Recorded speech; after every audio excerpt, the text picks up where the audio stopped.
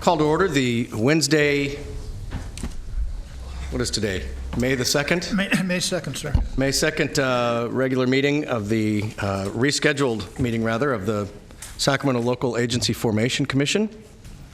And I will ask the clerk to call a roll. Commissioner Peters? Here. Greenwood? Here. Frost? Here. Jones? Here. Harrison? Here. Hume? Here. Thank you. We have a quorum. And we'll note the arrival of Commissioner Ashby, just as the roll was called. Commissioner Ashby. Here. Thank you. Great, thank you. Now, if you'll please address the flag and join me in the Pledge of Allegiance. Pledge allegiance to the flag of the United States of America and to the republic for which it stands, one nation, under God, indivisible, with liberty and justice for all. All right, very good. First item is public comment from the floor. Is there anybody wishing to address the commission on something that is not agendized for this evening's discussion? Okay, seeing no one, we will move on to the consent calendar. Can we do the Metro Cable announcement? Sure. Would you like to do that, or would you like me to?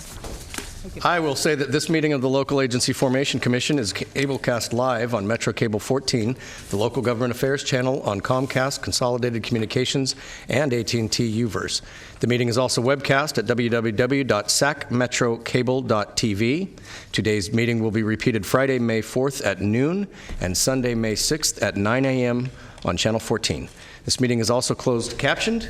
We ask that you please turn off any cell phones or noise-making devices or put them on silent. Speaker slips are located on the table in the back of the room and on the front podium. If you'd please fill them out and hand them to our clerk, Diane Thorpe, prior to wishing to address the commission. Wonderful, thank you. Next, we have the consent calendar, items 1 through 3. Mr. Chair, I so move consent. Very good. Motion and a second. All those in favor say aye. Aye. Any opposed? Consent calendar passes. Next item, please. Next item is the proposed fiscal year 2018-19 budget. Good evening, Chair, members of the Commission. Briefly this evening, you have the proposed budget for the upcoming fiscal year. It's presented this evening in order to enable us to have the time to route it to the contributing agencies, special districts, cities, and the county. The final action would be scheduled for the June 6th Commission meeting. It does, by statute, need to be adopted, the final budget, by June 15th.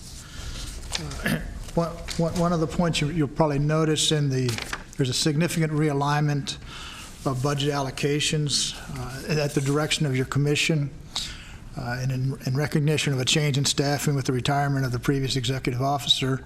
We've realigned some of that salary savings to fortify the professional services account in the event we, as staff, feel the need for some consultant support. And also, we've more significantly used a good amount of $70,000 plus to kind of pay down the reliance on the budget carryover. So we're giving it a little bit more realistic snapshot of the operations and cost and revenues for your commission. This is the thinking on this, and you may recall we did authorize, your commission authorized contract with EPS to provide some fiscal insight and assistance and analysis. And the idea is that by taking this approach, we'll be moving more into a more sustainable funding model for the commission. And that should enable us to hold our costs and our assessments at today's level. No assessment increases proposed this evening by this proposed budget. With that, I'd be happy to answer any questions. Very good, thank you. Any questions for the executive officer? Seeing none, I would. Does this require action at this time, or is it receive and file? It'd be direction to myself to route the proposed budget to the affected agencies, contributing agencies, and also just to agendize this for June 6th for the final budget. Okay. Is there a motion to do so? I have a motion from Sue Frost. Is a second? Second from Mr. Harrison. Moved by Frost, seconded by Harrison. All those in favor say aye. Aye. Aye. Any opposed? Very good.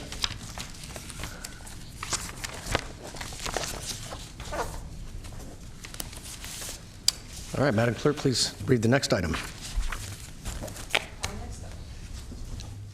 Excuse me. Next item is request for reconsideration, landowner-initiated proposed sphere of influence amendments for the City of Elk Grove, Sacramento Regional County Sanitation District, and Sacramento Area Sewer District. And we have A and B on this item also.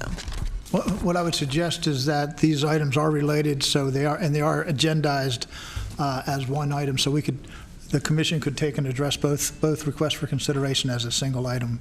Okay.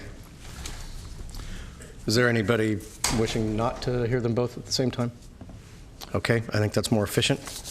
I do have 10 requests to speak. Is there anyone that has not submitted a request to speak? Okay, we'll go ahead and have the executive officer give his report. Before I begin my discussion for the benefit of the commission and the public on the reconsideration, I'd like to point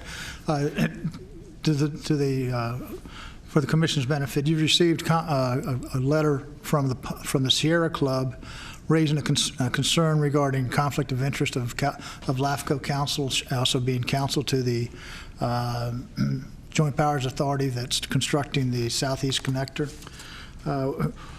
What we've done is, upon receipt of that, I provided it to Commission Counsel, and also we sought out an independent review on the merits of the concerns raised in that letter.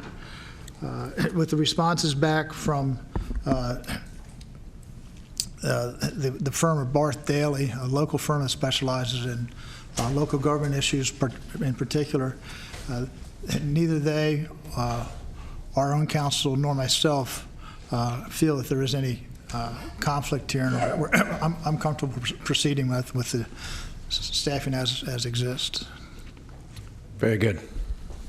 Anything that you would wish to add, Counsel? I'm adding something on another conflict allegation that came in today. So just that came in for our chair regarding property that was owned allegedly back in 2010. And I've checked with the city attorney as well as the advice line over at the FPPC, and there is no conflict, and I'll provide a written statement to that effect. I just don't have time because we just got this allegation today.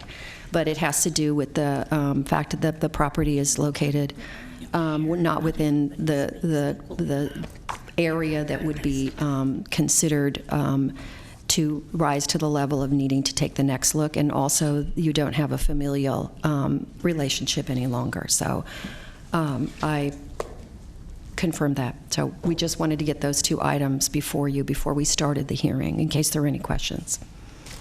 So to put legal counsel's into layman's terms, my stepfather passed away several years ago. His family owned a ranch south of Essinger Road, which is a little bit, probably a half mile or so south of this SOI consideration. It was never commingled with my mother's estate. It's now passed on to his heirs. I have no financial interest in it whatsoever. Briefly, let me give for the benefit of the public and the commission, it's been a while since we've been able to get together. A little housekeeping for you. You may recall that the April 4th meeting was canceled. That was as a result of a bulletin issued by the Sacramento Police Department.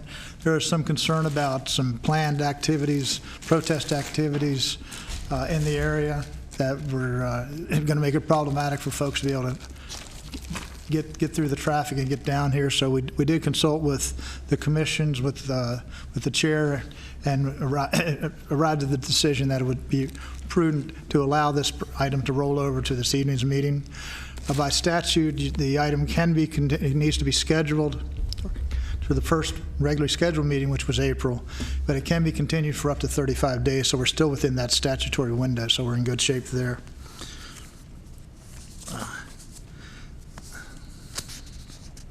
The issue before your commission this evening is one of reconsideration of a decision that your commission made on February 7th. The decision was to approve a sphere of influence amendment initiated by the landowners for territory, give or take 1,200 acres south of Camera Road, east of Highway 99. There's an amendment for the City of Elk Grove sphere of influence and the respective service providers for sanitary sewer and treatment, Sacramento Regional Sanitation District and Sacramento Area Sewer District. So the vote was to the affirmative. We did receive 2 letters within the statutory 30-day time frame, which expired on, I believe, March 9th. Both letters were submitted on March 9th. They raised some issues to be brought to the commission. One of the key points for your commission's consideration is to determine the value of the request for reconsideration. Is it bringing forward new information that may have been but was not made available to your commission prior to voting, or is it bringing new information to light that we were not aware of?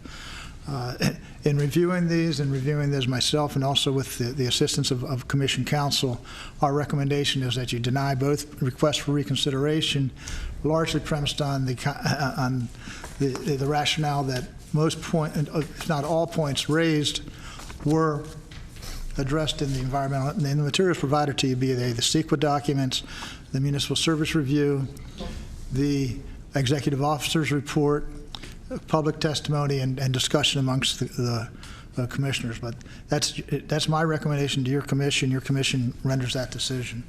So real quickly, I'd like to run through a couple of the points of reconsideration and the rationale why the thinking is that it would be appropriate to close the hearing and reject these requests. And to that end, let me just also touch upon the actions available to your commission this evening would be to receive my presentation, talk amongst yourselves, receive public testimony, and then you can either deny outright, deny incrementally, move forward with some portions with finding merit with them, or approve the entire reconsideration. So those are your 3 options. One of the first points that was raised by the letters was in both letters referred to groundwater and the uncertainty perhaps of whether there is adequate groundwater. One of the charges of your commission is to oversee orderly growth, and in adopting a sphere of influence, it's essentially an acknowledgement by your commission that the territory in question is in an appropriate path, a reasonable path that one can expect for urbanization to occur.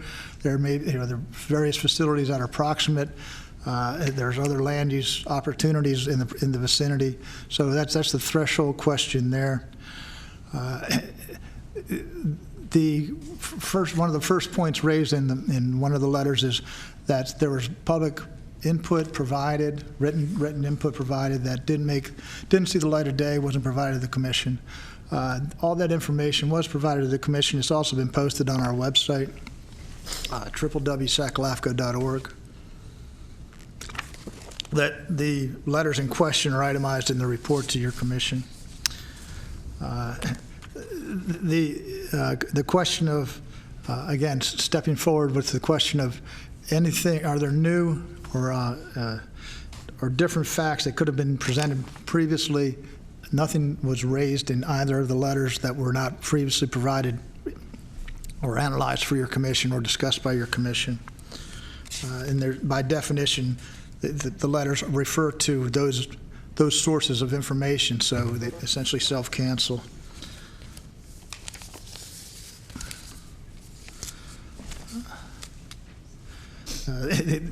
Touching again on the question of groundwater, this question or this decision on the sphere of influence is a threshold question.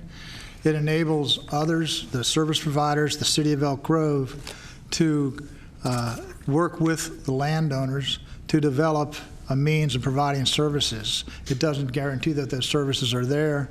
It does require various satisfaction of mitigation measures and terms and conditions, including pre-zoning and annexation prior to coming back, or application of annexation prior to coming back to your commission for consideration of the annexation. And in support of that annexation, one of the requirements, a critical requirement in statute for LAFCO is the preparation of a plan for services, which really drills down from the very high level points of discussion that are raised and touched upon in the municipal service review. Municipal service review, also called an MSR. An MSR essentially gives you a very high-level foundation by which you can make decisions of a reasonable expectation of services to be available. The step towards annexation is the drill down of where is that capacity, where's the availability, when will the availability be there, and how is it going to be financed. Those are the core elements. There's much more to a plan for services. But in doing that, that's where you will be, the applicant and the city, prior to coming to your commission in consultation with your commission staff, will be identifying the full range of services that would be needed to support what the pre-zoning that is suggested. There's no pre-zoning, there's no physical change to the environment as a result of the decision your commission has made thus far. There's some concern raised about the implications to the South Sacramento Habitat Conservation Plan, which is in draft form. It is working its way through process. The conditions and mitigation measures that your commission is imposing acknowledge that is part of the setting that needs to be addressed, and it can be addressed by the city directly with the federal and state agencies to maintain a respectful interface with the South Sac HCP.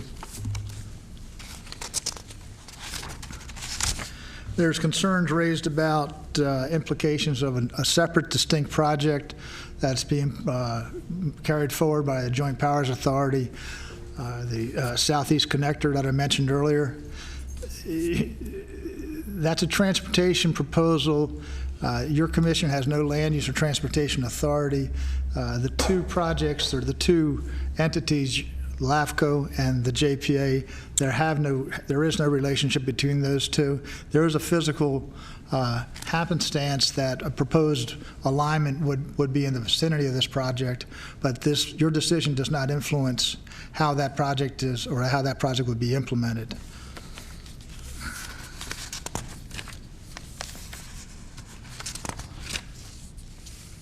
And then there's also concerns that there were a number of, in your adopting the environmental impact report, your commission adopted statements of overrides in saying that there are identified significant impacts that can't be mitigated. That's essentially speaking to the setting of the sphere of influence decision. Many of those mitigation measures are more appropriately dealt with at the land use entitlement stage, and that's where the implementation needs to come in, and that's the checklist that comes back to your commission.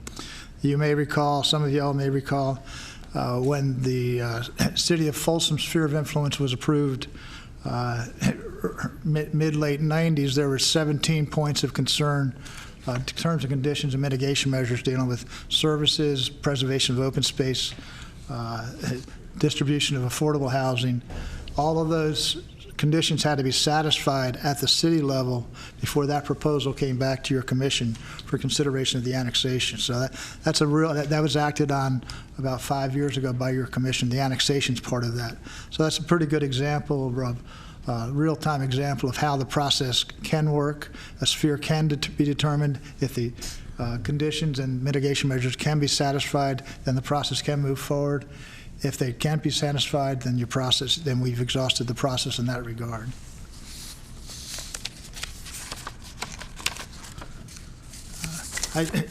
I have and you have before you in your report the line-by-line responses to the letters of request and reconsideration. In the interest of time, I'm happy to conclude my presentation and happy to answer any questions, or we can go through the details. It's the pleasure of the commission. Very good, thank you. I have a couple of questions first. So if I'm hearing you correctly, that the deadline for raising this request for reconsideration was March 9th, And we only received the 2 letters prior to that. Correct. So all of the correspondence we've received since then did not statutorily meet that deadline. Is that? Correct. It's standing, the standing is it's folks' public, it's their opinions. But Okay. it's not statutorily before the commission for assignment of value.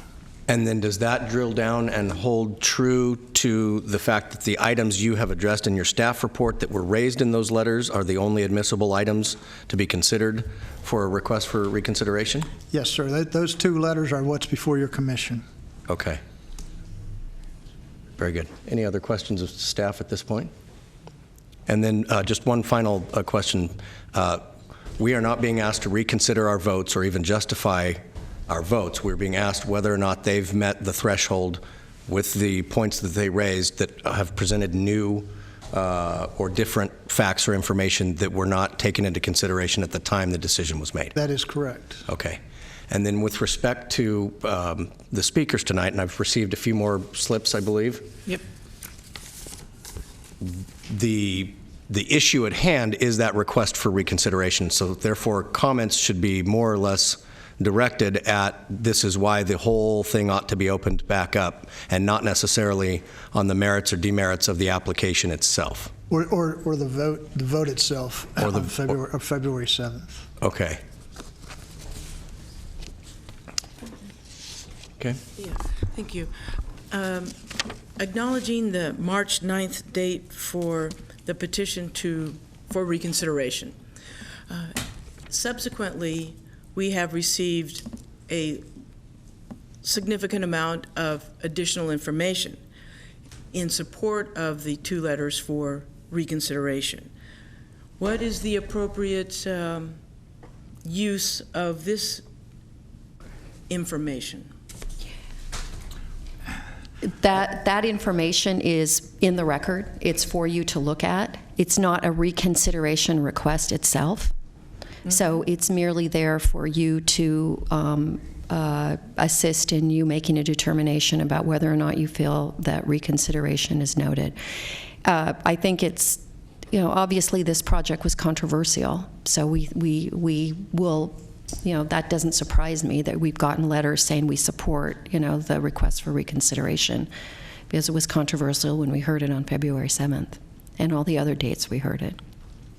I would like to, for the benefit of the folks who took the time to give us comments, all those comments have been forwarded to your commission, and they also are available on our website.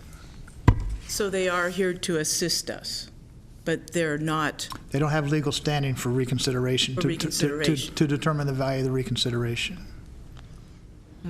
It's a Well, I might have more it's a- questions later. I'm going to wait for presentations and discussion. Thank you. Sure. Okay. Would you bring me up the other slips?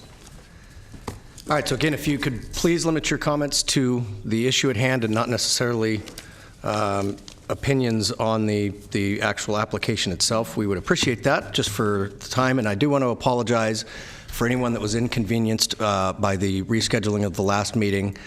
Given the volatility on the streets at that time, I think between the executive officer, council, and myself, none of us wanted anything untoward to happen to anyone. And we wanted the opportunity for everyone to feel that they could get here safely and make their comments known. So we did postpone it a month, and we're still, as was mentioned, within the statutory time limit to hear this request. So with that, when I call your name, if you could come up, and then I'll call the next person just so we can kind of know that we're coming up next. So first up is Daniel DePorto, and he will be followed by Mr. Rob Burness.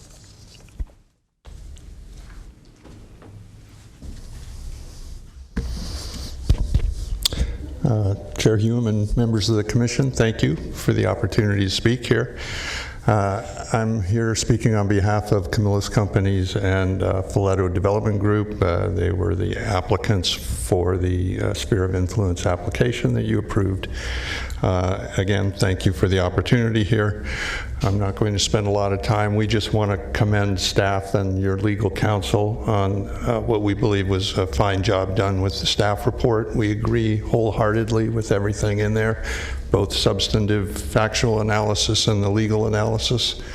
I also would concur with the emphasis that you've explained here on what the focus of this hearing is. The standard for reconsideration, as has been explained, is that there have to be new or different facts that could not have been presented to the commission previously, and the staff report meticulously, I think, explains that nothing in the March 9th submissions or the submissions up to March 9th met that standard. And while you've received a lot of communications and correspondence since then, and certainly they, they are before you and represent, I suppose, expressions of, a desire to have you reconsider this. If there's information in those that is new information, then it was not submitted prior to March 9th. So to the extent that they contain new information, then I would respectfully suggest that that's not relevant to the decision as to whether or not reconsideration should be granted. And of course, I would defer to your legal counsel on that. But I just want to say that we appreciate the opportunity here, and I'm happy to, if necessary, I'd like the opportunity to rebut or conclude later, but we'll leave it at that for now. Very good. Thank you. Thank you. Rob Burness, and following Rob will be Suzanne Pesci. Good evening. My name is Rob Burness. I'm representing ECOS. We submitted recently a letter that made 2 points. I'm going to address the points relevant to the transportation and traffic issues associated with the project in relationship to the Camera 99 expansion of the JPA connector. After the hearing to approve this project, the SOA project, a report was released by the JPA connector, which identifies in more detail the environmental impacts associated with the expansion of the connector. The project analysis includes considerable more information that sheds light on the total amount of traffic that will be generated by the project. The environmental document for the SOAA request only looked at Camera as a 2-lane road. It didn't look at any expansion of it. And there was no breakdown by segment, whereas there is a breakdown by segments in the Camera Road environmental document. The assumptions for growth in the SOIA EIR were not specified. They were specified in the environmental document for the Camera Road, and that was full build out of Elk Grove, and the supplemental, they used the environmental document for the traffic information from the MTP for the balance of the area. The project analysis that was done for the SOIA indicated that there would be 13,000 additional trips on Camera Road as a result of build out of the project.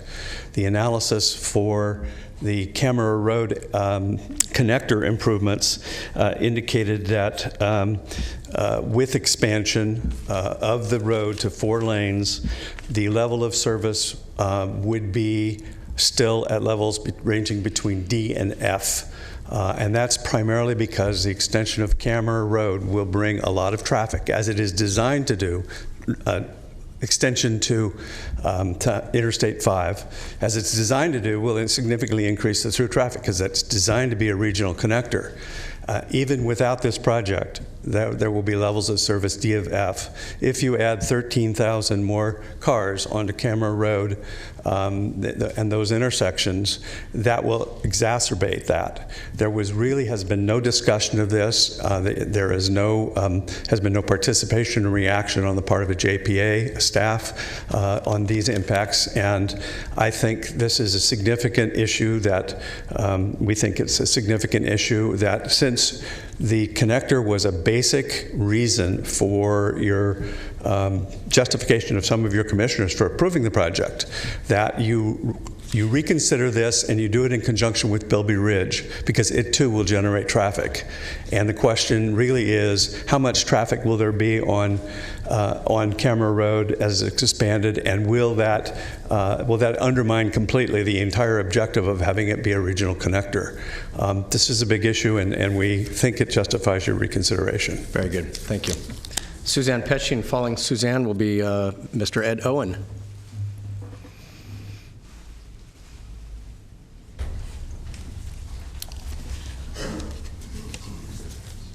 Good evening. So just before I make my public comment, you know, all of us are ready to come here at the meeting that was canceled, and I got a call at my home before leaving at 4. And so the misunderstanding that's created by the cancellation of that meeting, I think, is reflected in the non-acceptance of some of these comments for your reconsideration.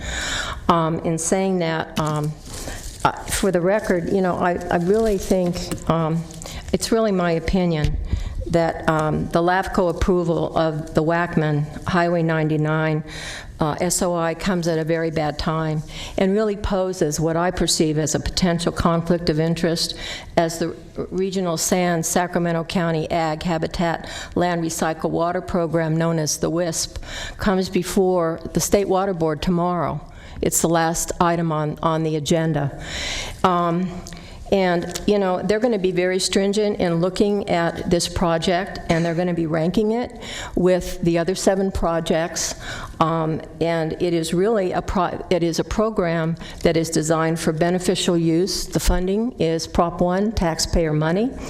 And the beneficial uses are for habitat, agriculture, recreation, water storage, and conjunctive use. And I do not believe that an SOI for future urbanization is one of these beneficial uses. And yet the land that LAFCO approved for this SOI, the Wackman Highway 99 property, is within the boundaries of the WISP program, which is for beneficial use. You know, I really think that LAFCO staff really, there is no information that the Wackman Highway 99 SOI is even included in the FEIR for the WISP project, even though there is information on this project in the draft and in the feasibility study, a smaller SOI. I think staff for LAFCO really was misleading in the information that they provided with respect to withdrawal of the City of Elk Grove's SOI, in addition to the NOP that was filed for the Wackman Highway 99 project. You know, I think our region really, I really am very much in support of this WISP project. I feel our region really needs it because it is for agriculture, it's for recreation, it's for habitat, it's for water storage in an area that is really looking to develop. And I really feel that it's been hijacked.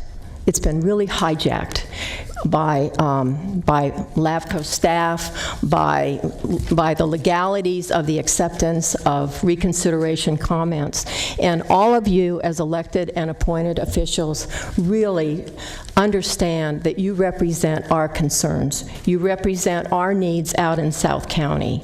And you really have to look at this project. Even though it's not timely, my letter's not accepted, the issue is still there. Thank you. Thank you. Ed, come on down, and following Ed is Lynn Wheat. Chair, if I could just for a quick moment before the next speaker, the reason the last meeting was canceled, I'll take responsibility for. The City of Sacramento has been under a significant amount of pressure over the last few weeks, and it was my office that called LAFCO and recommended that we not have that meeting. I don't regret it. I know it's an important issue, but I think everyone's safety is more important. And having lived through a few of the meetings that we didn't cancel, I would just tell you I think we made the right decision at LAFCO, and I will take full responsibility for the fact that the last meeting was canceled. Right, and that's what I'm not saying. Right, I know we can't have I know we can't have a back and forth, but I just wanted to make it clear it was really my call. Thank you. Thank you. Ed, come on down, and then Lynn Wheat, you're on deck. Hi, Ed Owen, Elk Grove resident. We were here back in 14, 15 with this expansion. It's been modified and apparently has been approved. But my concern is that you're really pulling a lot of the water from the people who depend on it. I have a well, and my whole area around me, people have wells.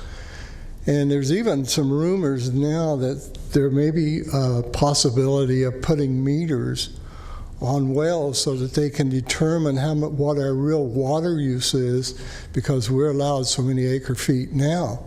And I have a vineyard and I have to irrigate. So if they keep pulling the water away from the area because there's only so much water, we're going to really impact us. And I think this is a project that shouldn't have been approved, but that's another issue. But I'm very concerned about the water and the impact on the facilities that we have in Elk Grove. Thanks, Ed. Lynn, come on down, and following Lynn Wheat is Brian Schob.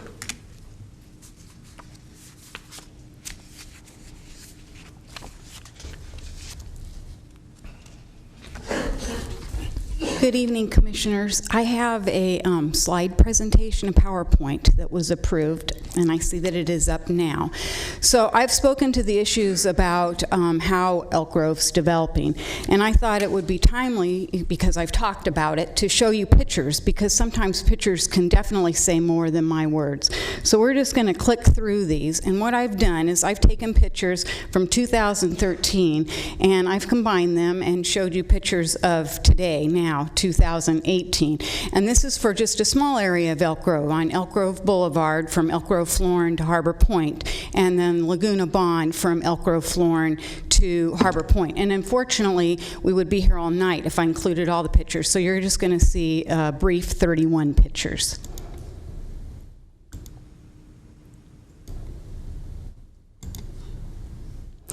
This one's really interesting. Coming soon in 2013 was a shopping center, and in 2018 we're still waiting that shopping center.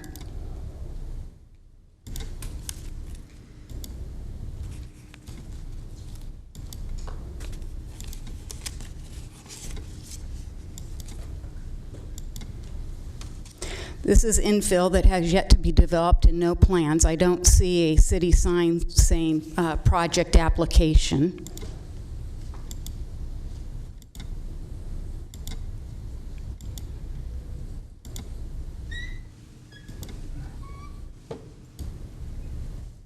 Costco, interestingly enough, how we bring business to our city is by giving taxpayer incentives.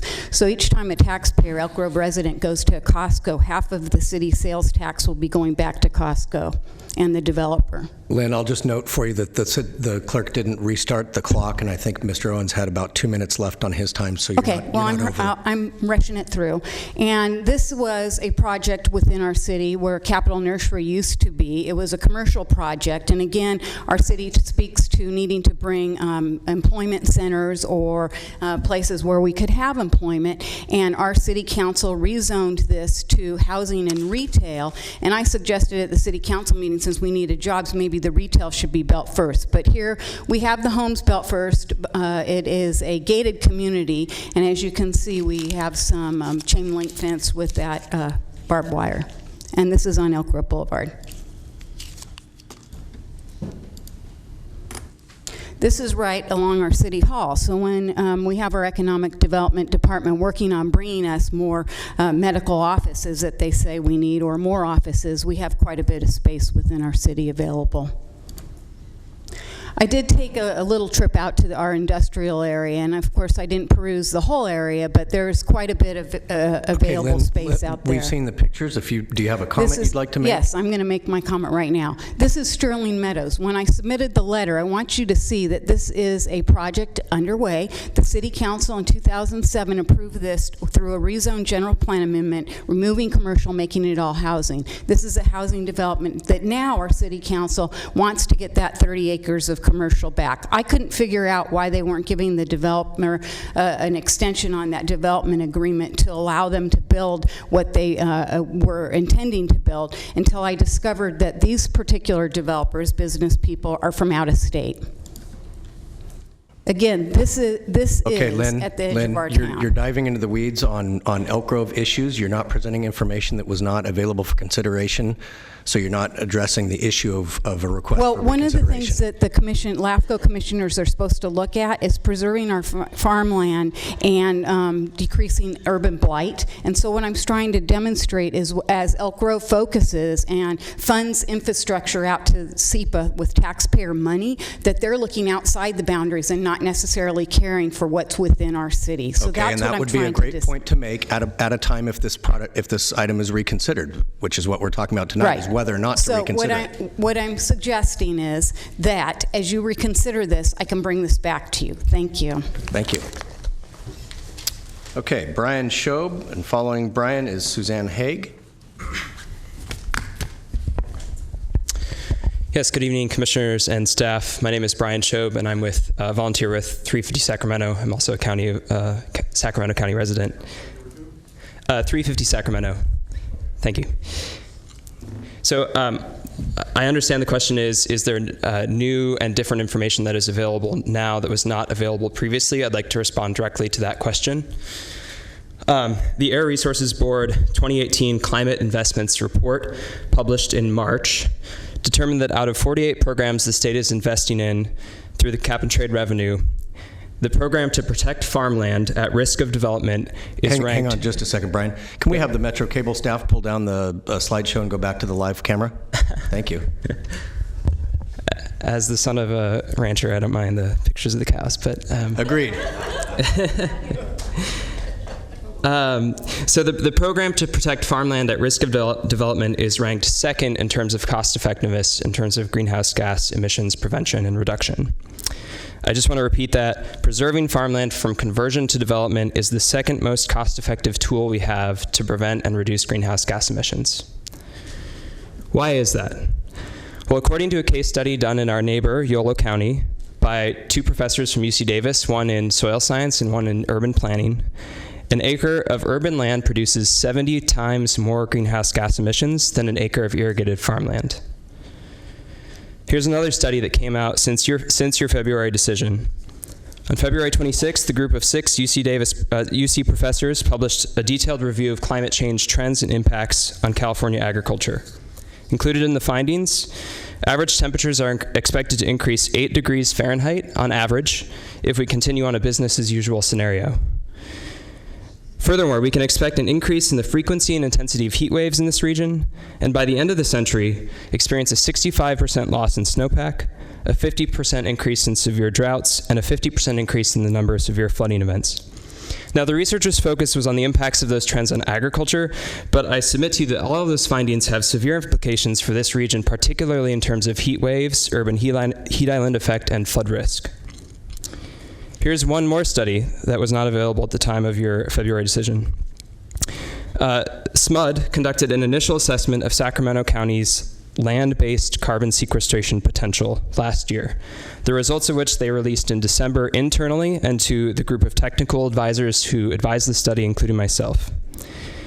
Land-based carbon sequestration, for those unfamiliar with that scientific term, means the process of capturing carbon dioxide out of the atmosphere through the normal process of photosynthesis to store it in soil and woody biomass. I want to read you the first paragraph of that study's conclusion briefly, and then I'll wrap up. The modeling performed for this study estimates that business as usual development in Sacramento County will result in a loss of 5.2 million metric tons of carbon dioxide equivalent of landscape carbon storage by mid-century. This quantity of carbon would exceed the entire annual emissions of unincorporated Sacramento County in 2015.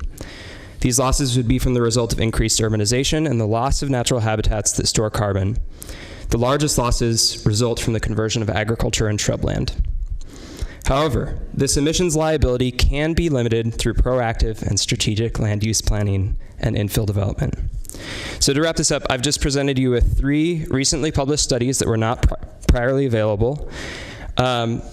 that indicate that climate change impacts will be severe in Sacramento, and if we don't rapidly reduce greenhouse gas emissions, including through our most cost-effective tool, which is farmland preservation, we're in for a real ride. So it seems to me the question before you is, as representatives of our communities, will you take this new research, new information, and the concerns you've heard from us in the community into consideration tonight?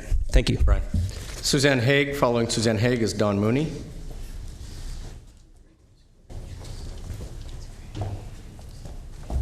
Chair Hume and Commissioners, thank you so much. My name is Suzanne Haig.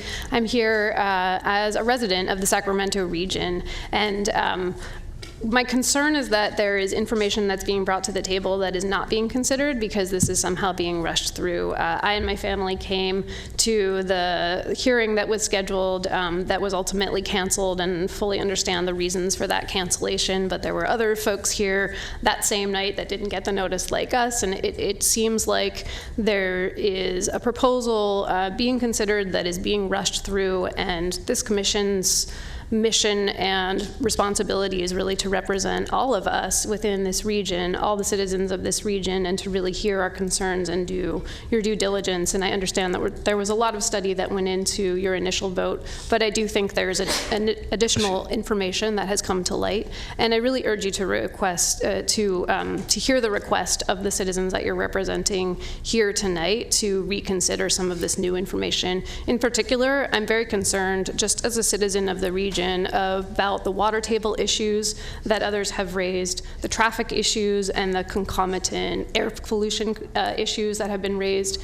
I don't know if you all saw that we were recently ranked number 5 in the country for the worst air quality here in the Sacramento region, and the air quality issues associated with suburban development and the loss of agricultural land are absolutely linked to those things.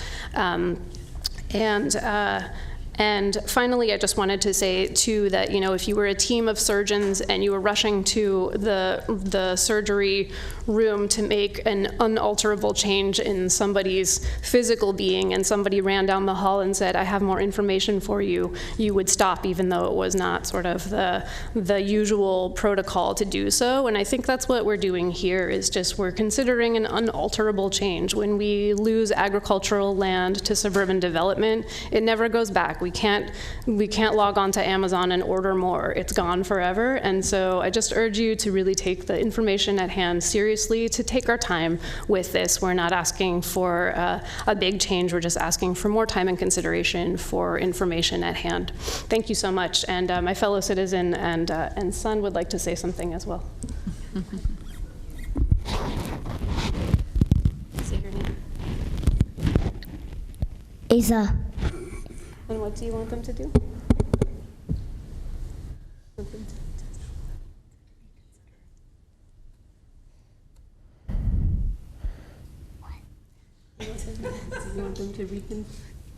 Do you want them to reconsider? Yes. I got to hear you say that. Can you even say reconsider? Reconsider. Very good, young man. Thank you. Thank you very much for your time. Okay, next up, Mr. Mooney, and following Don is, looks like Matthew Baker.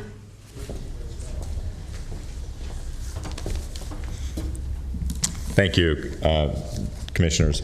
Don Mooney, I represent Sierra Club, ECOS, Friends of Swainson's Hawk, and Habitat 2020, and we submitted the request for reconsideration. One of the clarifications I want to make with regards to some of the discussion about the additional letters that were submitted is I view those as they're not separate requests, but they are part of the record with regards to the requests that have been made, to the extent that they elaborate and address the issues, particularly the ECOS letter that was recently received. So while not separate requests, they do become part of the administrative record of your decision, just as the public testimony does today. So with that, and I don't really have much to say in addition to what I've already put in the letter and the request for reconsideration. I will just state that we do disagree with the staff report and the staff's conclusion that the standard has not been met. We think that there was enough discussion and enough matters raised, particularly after the public hearing had been closed, where the public didn't have the opportunity to respond. And even some of the comments that were made by staff and the project applicant during the hearing, when the public only has 3 minutes per person or a set time and has prepared remarks, and there's not really an opportunity to respond to some of those things that were raised and addressed, or raised that hadn't previously been raised, such as, you know, sufficiency of groundwater and things, and the benefits to the JPA, to the connector. So we think we've met that standard. We think we've addressed those issues in our letter, and we hope you take a vote and reconsider, to reconsider this, and that the vote is to reconsider and to deny the application for the sphere of influence. Thank you. Thank you. Matthew Baker, and following Matthew is Jude Lamar. Judith. Good evening, Commissioners. My name is Matthew Baker. I am the Policy Director for ECOS and the Planning and Conservation League, and I too you can never hear me on these microphones.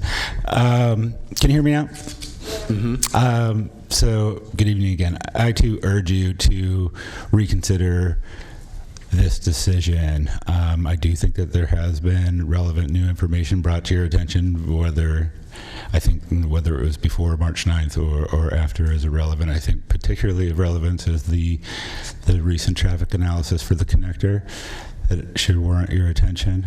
But despite any new information that you get tonight, you're of course also hearing a very strong emotional plea to reconsider. I know that may not be a criterion for your decision tonight, but I hope very much that you don't simply dismiss the urgency of that plea. This, by all accounts, including the project's own environmental report, is an expansion that will have very severe impacts for the whole region. And I hope that you would take this opportunity to rethink this decision that really speaks to the core and challenges the core mission of LAFCO. Thank you. Thank you.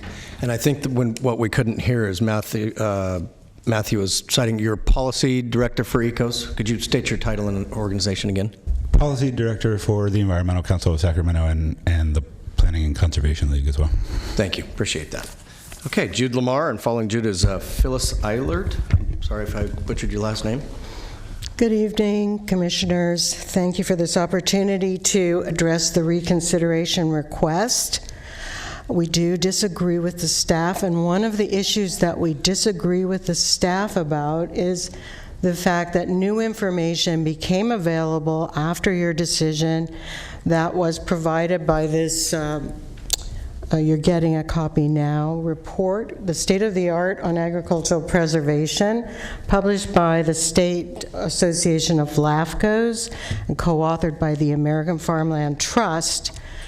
And in this report, CalLAFCO explains that the definition of prime agricultural land that's typically used, the federal definition, the state definition, the definition that was used in the EIR for the project, is not the definition that is in the Cortese-Knox-Hertzberg law that governs LAFCO. LAFCO's definition, in fact, for prime agricultural land is different. And the report says on page 4, land that would not qualify as prime under USDA or FMP definitions of prime may qualify as prime under the LAFCO definition. For example, unique farmland and farmland of statewide importance and grazing land can still meet the LAFCO definition of prime agricultural land. So on reading this, I became concerned, as did my colleagues, that in fact the definition used for prime ag land in the consideration of the SOI had not been the correct definition, and therefore the commissioners had not gotten an analysis of prime agricultural land as required by Cortese-Knox. And I feel fairly confident of this and disagree with staff because I pretty closely read the EIR and the other documents have to do with what is the farmland that's going to be lost. And this is the threshold decision.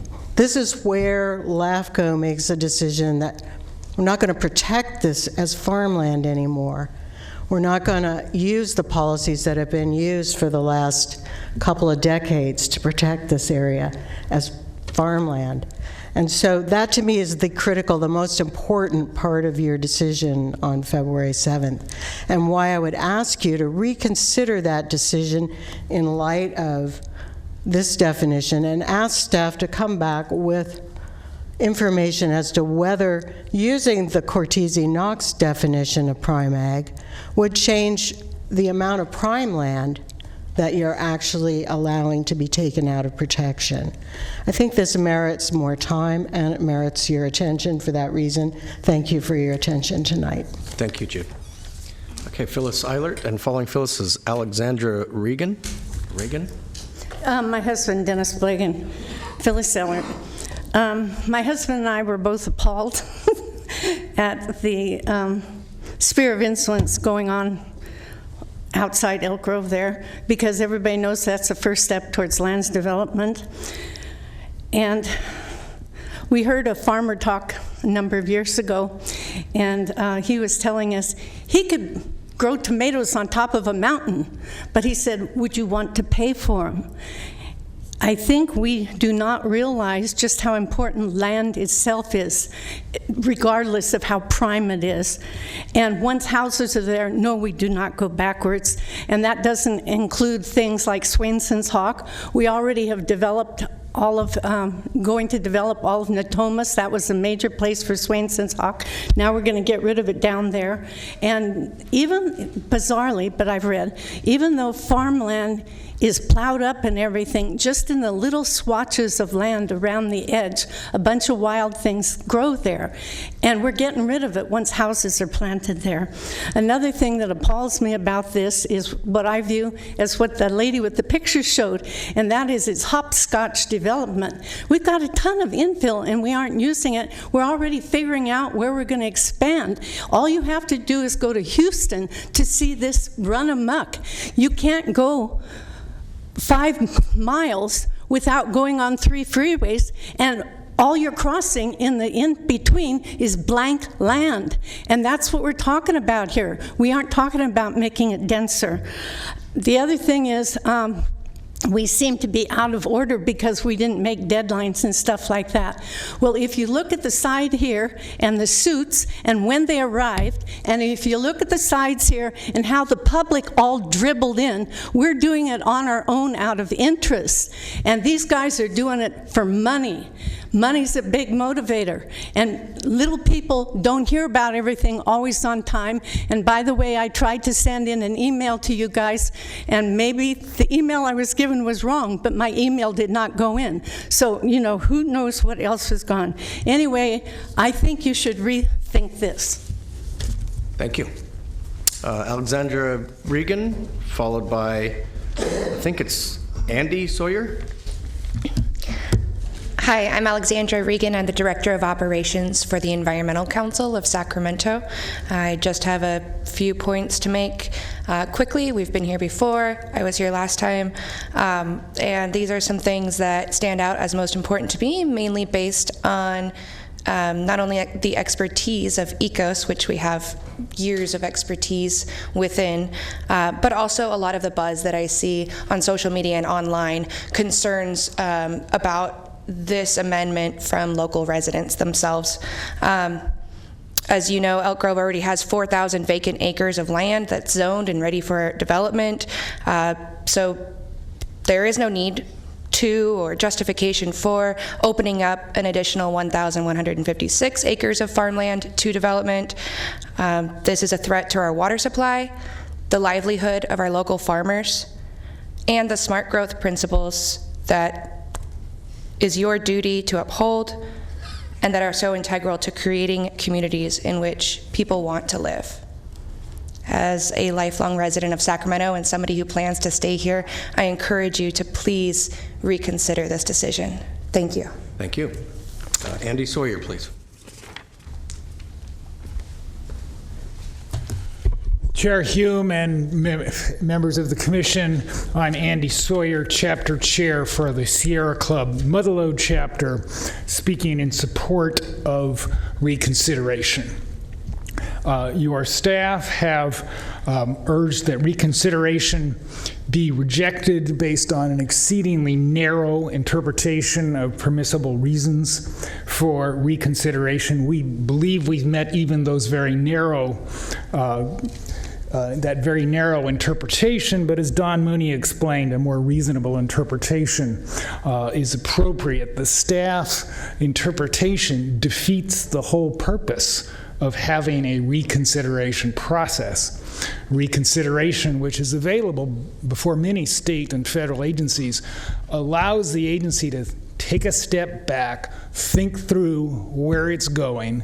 It can reverse course, as we will urge if you grant reconsideration, but it can also make corrections, clarify conditions. It can better explain the basis of its decision. All of that can avoid litigation, and it can make a better record if litigation ensues. The interpretation being offered defeats all of that, and the question is, why allow consideration, and especially why limit it to 30 days if it's all about things that happened after the original decision, rather than reconsideration, rethinking this before you go ahead. I'd also like to emphasize the second point made in the ECOS Habitat 2020 letter about the failure to even mention or consider Land Use Policy 127. There's a lot of discussion about how this is inconsistent with the urban services boundary that the county has. The county's Land Use Policy 127 indicates that this isn't even consistent with the county's policy about when to allow expansions of the urban services boundary.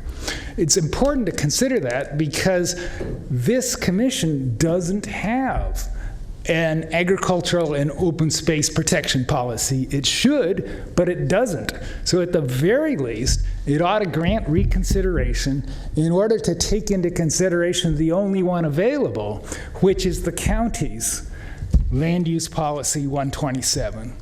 We believe that reconsideration is desperately needed. It's time to give more thought to this approval, considering the massive impacts, the massive amount of information showing that you haven't fully considered the issue. I urge you to grant reconsideration. Thank you, Mr. Sawyer. His was the last speaker slip I have, so I'm going to go ahead and close public comment at this point. And I have a question either for the executive officer or for council. Is a sphere of influence amendment, is it considered a project under CEQA? Is it literally defined as a project under CEQA? It is a project. The only entity that has discretion for a sphere of influence is your commission. LAFCO is the only legislative body that will take an action in the process. That's why in the course of analysis, your commission is the lead agency. The pre-zoning, the act of pre-zoning shifts that responsibility for CEQA analysis to the lead agency becoming the land use authority. So yes, it is a project under CEQA, and it is a discretionary action by your commission. It is not under LAFCO. There's the sphere of influence section, and then there's the section that deals with reorganizations, which is annexations, detachments, formations, that sort of thing. Reorganizations are subject to protest provisions. A sphere of influence is subject to the discretion of the commission and the 30-day reconsideration period. And then, like any other project under CEQA, there are varying levels of environmental review that you can conduct. Yes. Is that available as well for a sphere of influence amendment? Or does it demand that it's an EIR level review? No, it begins, there's 58 LAFCOs, 58 counties. L stands for local, and there's different standards, different thresholds throughout the state. Here, we do an initial study, and as a result of the outcome of the initial study, we make a determination of what path to follow, an exemption, a negative declaration, and the EIR.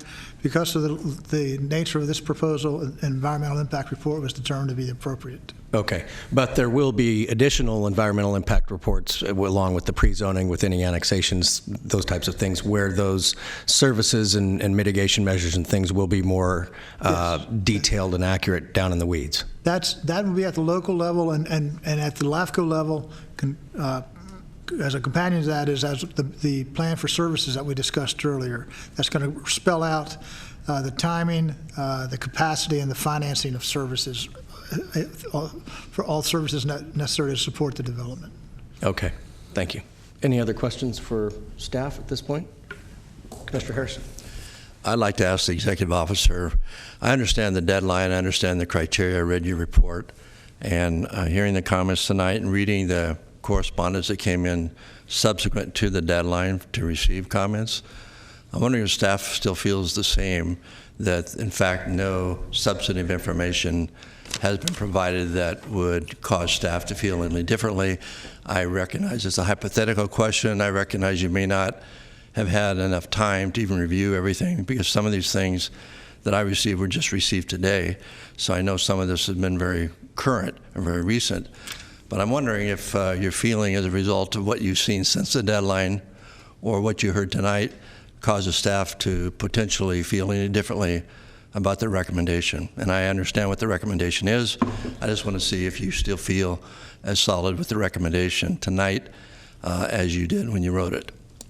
I appreciate the question. I would go back to the executive officer's report, February 7th, that recommended approval of the project. And in that report, we spell out the process, including reconsideration. I would defer readily to the statute that lends certain clarity to the process. The public's aware of it. The policies of the commission and the Cortese-Knox-Hertzberg law are both posted on our website. I am comfortable saying that there's a 30-day statute, and past the 30-day statute, the rules change as far as the merit of information provided. I would add to that in terms of the quote-unquote, I think your question is, did we get anything new recently that would cause us to change the recommendation? And I think, and the answer, at least my answer, we're talking with Dawn, is no. And that includes the mitigated negative deck, which is tearing off an EIR that was published over 2 years ago and was already considered in our document. It includes scientific studies. We looked at climate action. We had a gentleman that was talking. We had a lot of reference to new studies that have been made or new reports. Doesn't change the statutory definition of prime ag land that we looked at. It also doesn't change the fact that we looked at climate action given all of the information that we had and have a number of significant policies that we have to deal with at such time as something land use comes to you through an annexation. The sphere is a boundary, but it still remains within the county, and there's a lot more planning that needs to be done, and we have over 60 conditions and measures dealing with every single one of the issues that were brought up tonight: ag preservation, climate change, transportation. How are you going to get access on a limited access roadway? Those kinds of things we talked about in our environmental process. We talked about in our plan for services. We've had numerous hearings and we've had city presentations. We've talked a lot about the difficulties that there are with growth in this area. But it was the Commission's decision that, given the information that you had before you, it made sense to expand the sphere in this direction. And so what we've gotten in the last 3 weeks or 4 weeks since we were originally planning on hearing this doesn't change the fundamental information. There's nothing really new that's wasn't contemplated. maybe we didn't contemplate a particular study, but the issue was definitely dealt with and considered by us and by staff, by your commission. So what you're saying is, despite the deadline date that was discussed, in your opinion, there's no new information which would reach the criteria that's outlined in the report that would justify reconsideration? Right, because what we say is, we said this is part of the record, this information that's coming in. We're not looking at each individual thing as a whole new request for reconsideration, but just like you, we read it. We're not blind to it. So we're, and someone made a point about stepping back and looking at it. Reconsideration really isn't for that. It's a very statutory process, and it's a statutory requirement that it be new. It isn't something where you just say, oh, let's just look at this whole issue again. So there are limitations on what we're looking at, but to the extent that it was augmented by people, we looked at that. I think also, and I appreciate again the comments from council and the question from the commissioner. Keep in mind, this project has been going through a process of analysis, review, public comments since 2015. We're not rushing to judgment, I don't believe. We've had workshops with your commission. We've issued environmental documents. We've recirculated environmental documents. We've issued draft municipal service reviews. We've received public comments, agency comments, reissued municipal service reviews.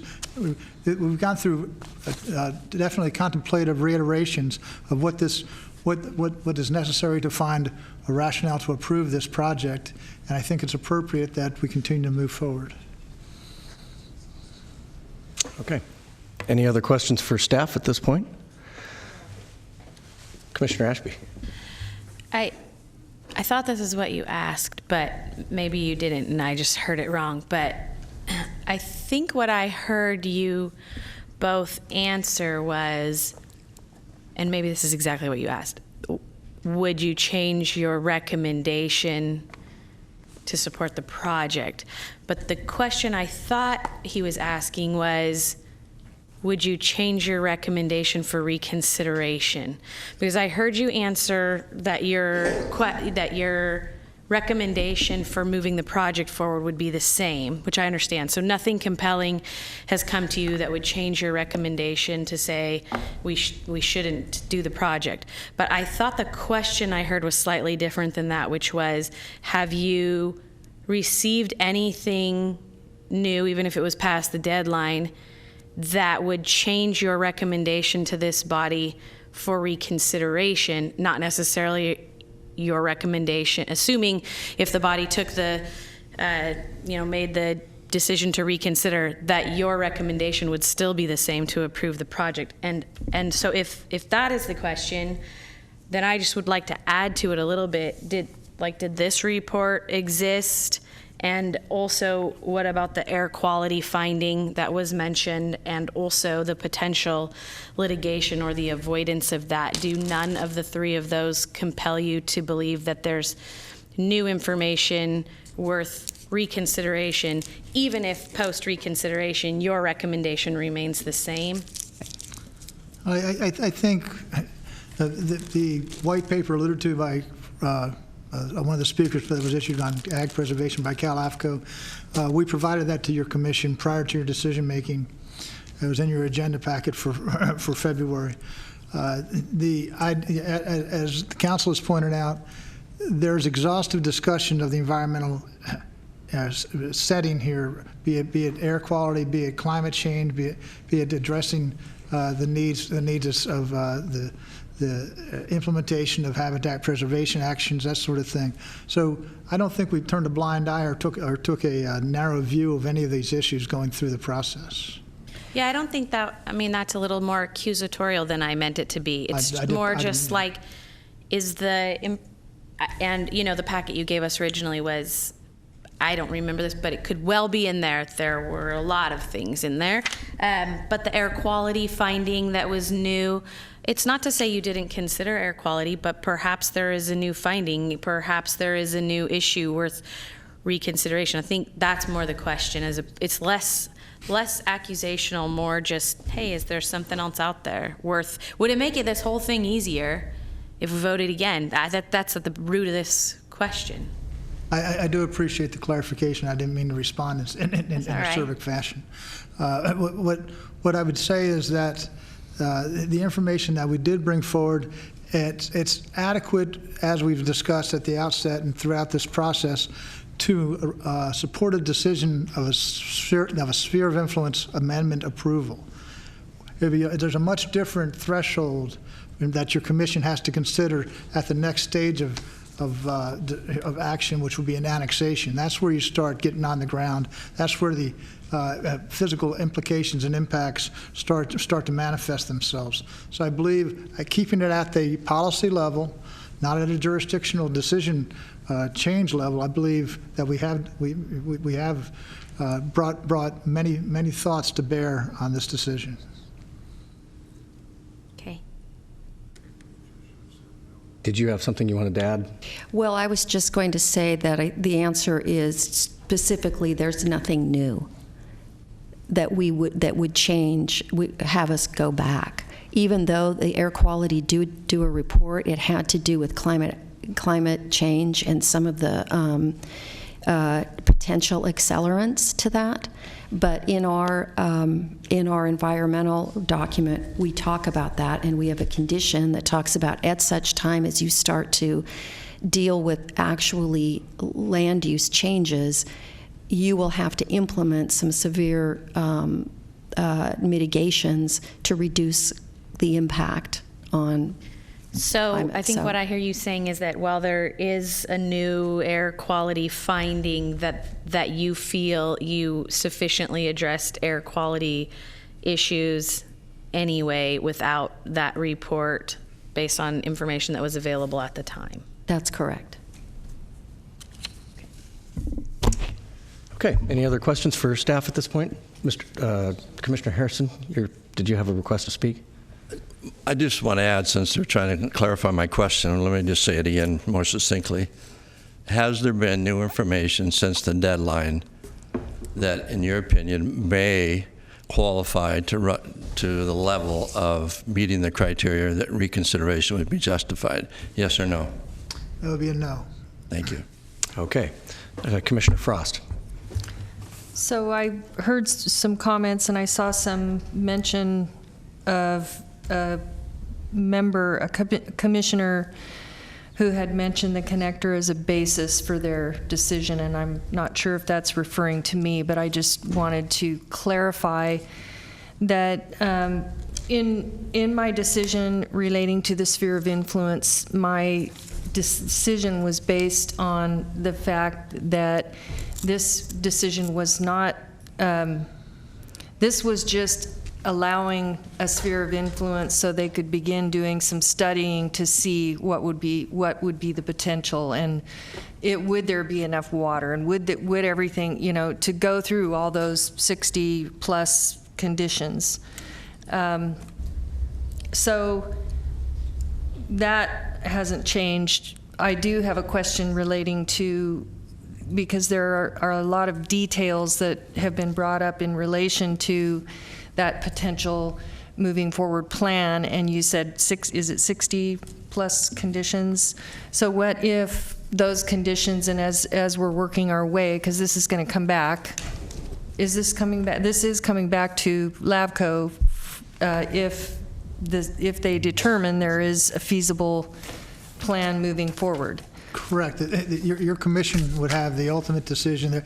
The city can do planning, the city can do pre-zoning, the city can assign land use expectations, but without the approval of your commission, there's no jurisdictional boundary change, there's no annexation, and that's where if you will, to oversimplify the checklist of mitigation measures and terms and conditions, that's your guide, your guide to get to.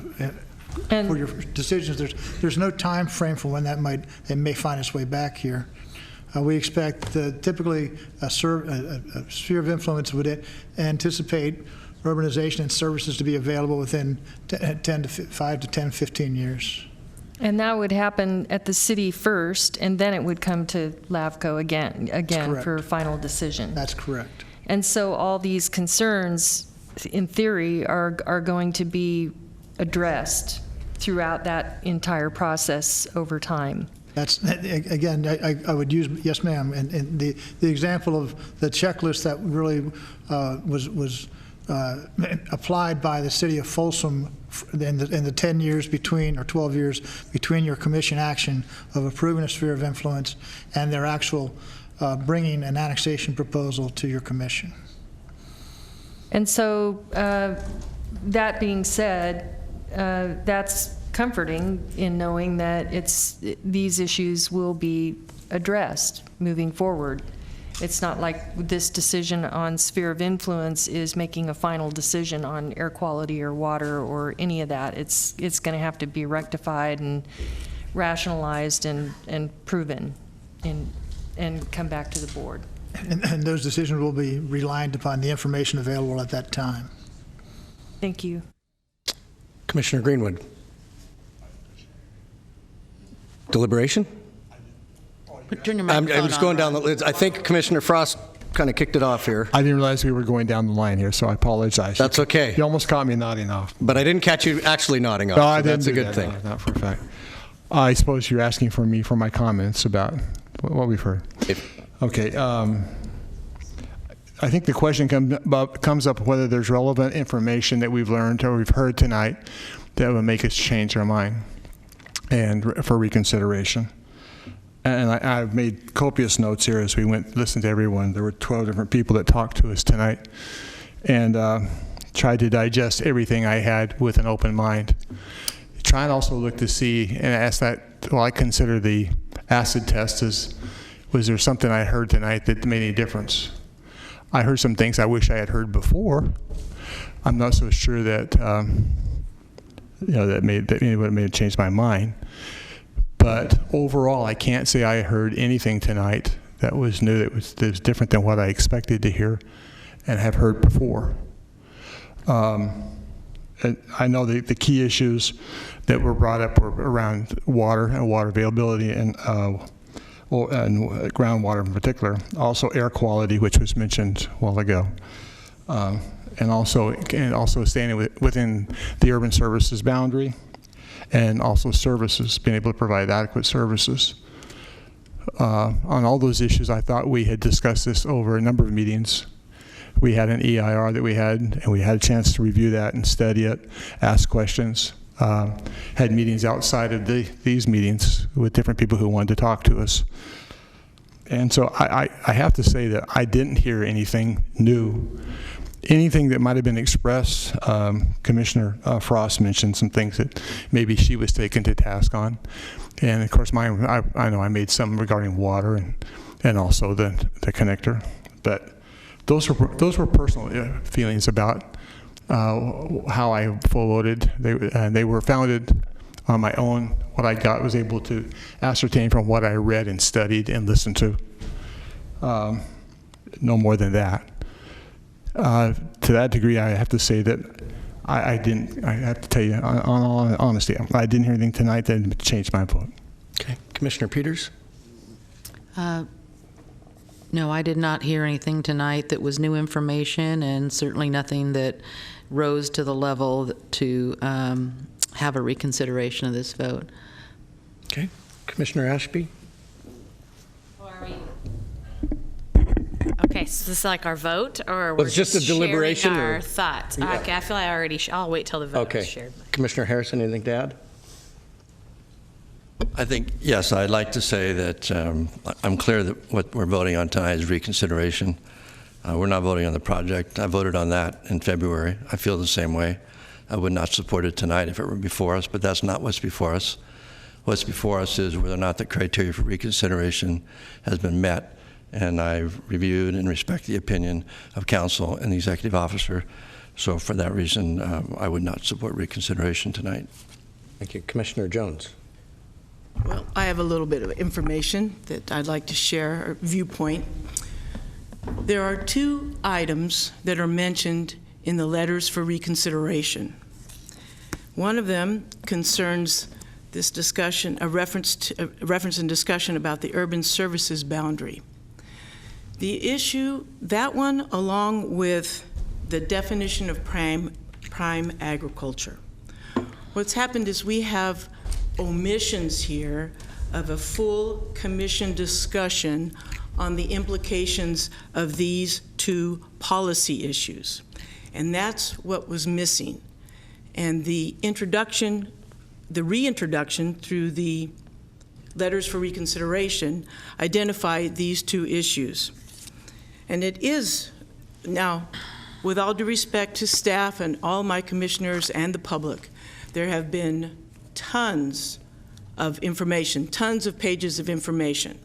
So some of this might be referenced on page 423 of Appendix C or something like this.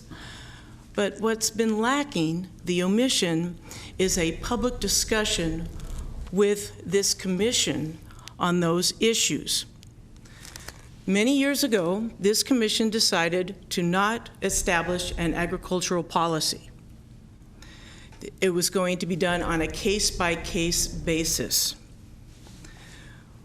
We did not have a policy discussion about ag preservation at that level with this commission. It's still possible with a reconsideration. Whether or not that would change folks' votes, I don't know. That's not the issue of I'd vote the same or I wouldn't vote the same. The issue is, should there be further discussion? In the absence of an ag policy by this LAFCO, the default mechanism has been the urban services boundary. And unfortunately, we have not had a full and complete discussion of the implications of urban service boundary and what that means as applied to a case-by-case ag preservation policy for us. These are important conversations to have. Whether or not a subsequent vote remains the same or changes isn't the point. The point is we have not had that discussion. Public Resources Code Section 21002 has implications for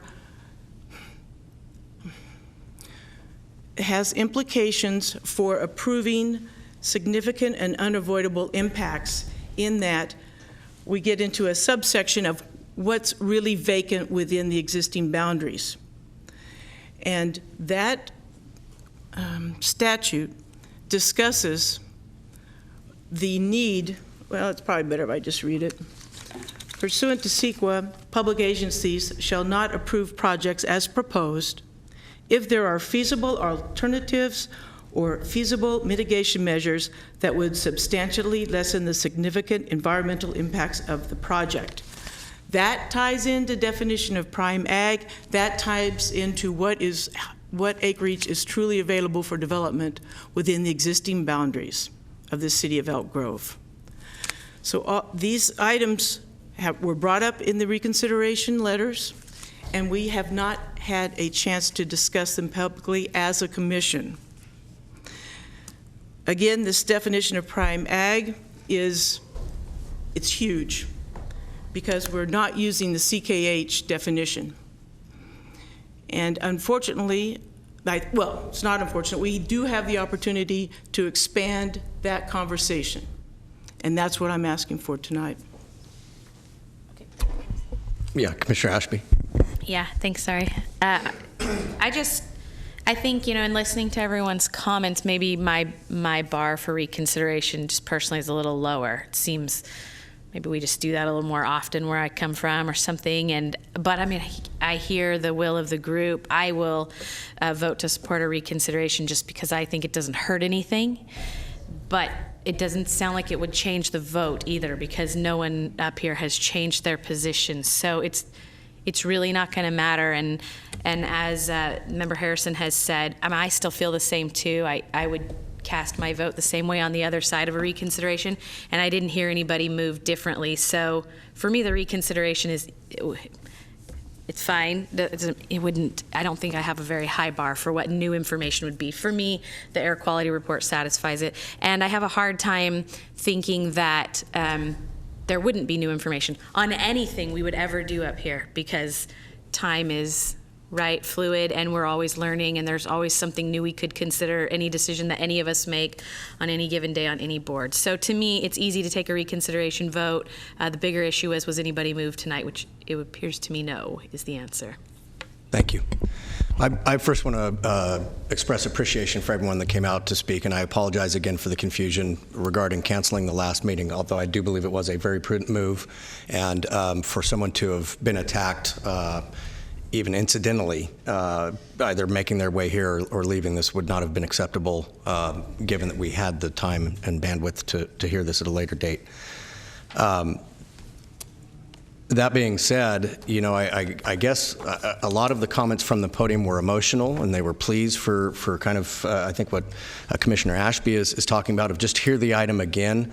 Well, I learned a lesson very early on about ripping off a Band-Aid, that when you do it quickly, it doesn't hurt quite as much, and I think that we have had meetings upon meetings of this. We've seen environmental studies. I asked a leading question of the executive director because I know that there are LAFCOs in this state that do not do EIRs for spheres of influence because they do not change the physical environment. And so therefore you're thinking speculatively about what might happen versus at a later environmental point in the process, you're able to analyze actual impacts and appropriate mitigation measures. So at that point, you know, the water issue is going to come up, the air quality issue is going to come up, the farmland definition, how many acres are impacted and what the mitigation is for those acres is going to be addressed. And so I guess I look at it as wherever you set your bar for reconsideration, statutorily, there are rules and boundaries for that that are a part of the process, and to adhere to those that seems prudent, especially given the fact that if all we're going to do is require everyone to come back out and say the same things again and address the same issues that council has said that were on the table for consideration. And I think that everybody on this dais, whether in favor of or against, did take into consideration the magnitude of the decision at the time that it was made. And the decision has been made. And I think the only people that would be happy to come back and hear it all over again are the suits that were referenced over here that get paid to be here. And not saying that we wouldn't be willing to do that heavy work, but most of these folks are volunteers. We've made a decision. I still stand behind that decision. I don't think I've seen the threshold for reconsideration. So I would entertain a motion. I'd move to deny the request for reconsideration. Okay, there was a motion to deny the request for reconsideration. It was moved by Commissioner Peters, seconded by Commissioner Greenwood. Commissioner Jones, did you have a question? Well, I had a request pending, just to note that a reconsideration would initiate a fuller discussion, and it would help add to our knowledge base going forward, whether or not we'd make the same decision or not on the SOI. It's a good time to start building our knowledge base and having full discussions for any potential future annexation discussion as well. I don't want these issues to be forgotten or buried. Then I think as a future comment from a commissioner, let's agendize that. But I don't think it necessarily changes where we are today on this particular application. I cannot disagree. Okay, thank you. So we have a motion and a second. All those in favor, please signify. Wait, no. This is, excuse me, Mr. Chair, point of order. We're doing a registered vote, correct? Not verbal. Correct. And the motion is to deny. Is that correct? Deny the request, correct. Okay, thank you. Okay. All those who wish to deny the request for reconsideration, please mark yes. Those who wish to not deny the request, please mark no. Double negative.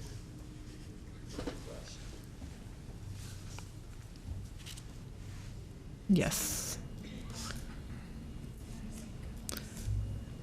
So we have a 5-2, so the motion to deny is passed. And that was for both items? Correct. Okay. Thank you, everyone. If the clerk would call the next item, please. Real quickly, the next items were folded into, that was a matter of protocol so we could agendize them and include them on our website for the public. So we called out the correspondence information. You have that in your packet. I think he's talking about item 6. We're having trouble hearing you. If we could hold on for just a moment while we clear the room, it's difficult to hear. If everyone could please leave quietly.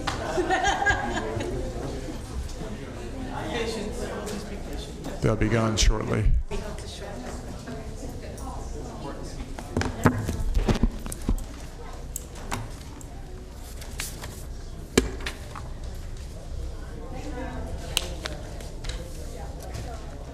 Okay, the doors are closing and the remaining audience members don't look too unruly, so we'll go ahead and continue.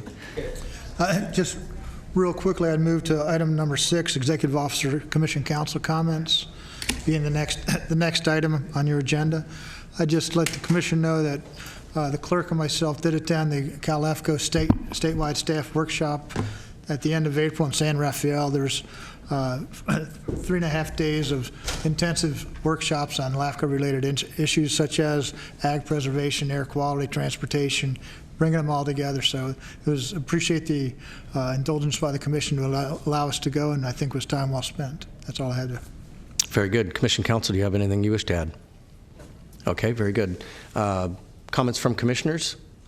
Would you like to see a workshop discussion agendized or something to that effect?